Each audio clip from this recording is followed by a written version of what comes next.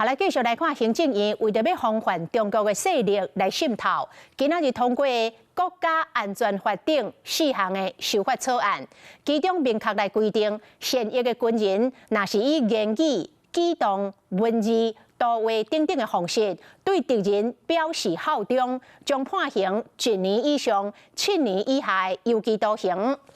国民党的立委炮轰讲，国要伤害言论自由，制造寒蝉效应，互人惊甲唔敢讲话咯。民进党的立委是出面来疏言，讲这已经唔是言论自由的范围，因为言论已经伤害国家的主权。从前拖行落烧车，甲其他被告拢封铐起来。一个68岁香港的查甫人来台湾法庭强调组织吸收现体育的军官，相关案例哪这件尔？行政院推出法案，因应统战渗透。他这个不要光从法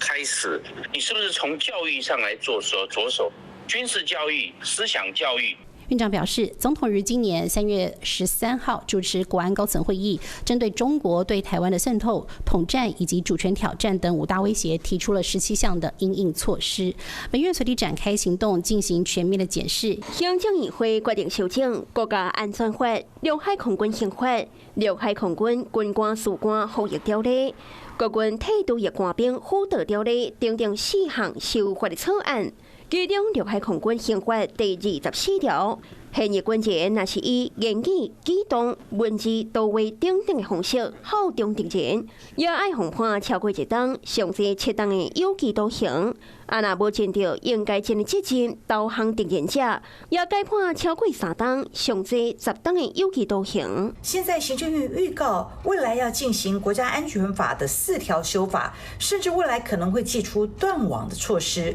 就是要把赖17条法制化，进一步的限制言论自由，制造更多的寒蝉效应。我要再次说，这不是言论自由的范畴，这是伤害了国家主权、危及国家安全的言论。呼吁继续推动国安议题法制面，严格为地敏感，也搁再引起到朝野攻防。